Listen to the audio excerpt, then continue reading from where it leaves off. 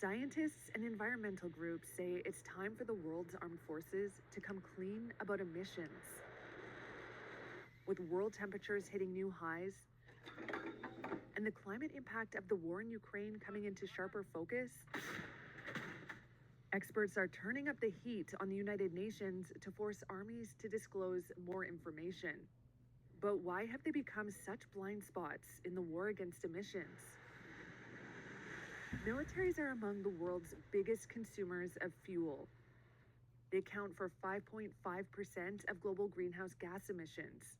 That's according to an estimate by international experts last year. Another expert said hundreds of millions of tons of carbon emissions may currently be unaccounted for. Basically, what militaries do abroad doesn't need to be reported. That would cover anything from flying jets to sailing ships to training exercises. That kind of work was left out of the 1997 Kyoto Protocol and the 2015 Paris Accord. The argument? Data about Army's energy use could undermine national security.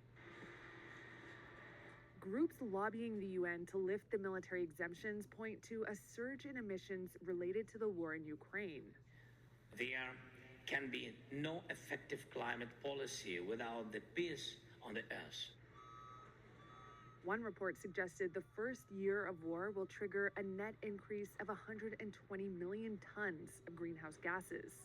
That's equivalent to the annual output of Singapore, Switzerland, and Syria combined. Environmental groups and academics are using research papers, letter campaigns, and conferences to push for change. There's been an uptick in peer-reviewed papers in recent years. The UN's climate body says there are no concrete plans to amend guidance on military emissions accounting. Still, there are signs some militaries are preparing for change.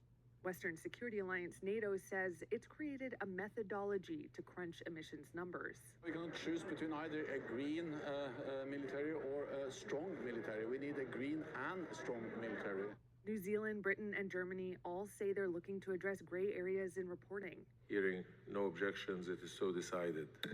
And Washington sent a Pentagon delegation to the COP27 summit in Egypt last year for the first time.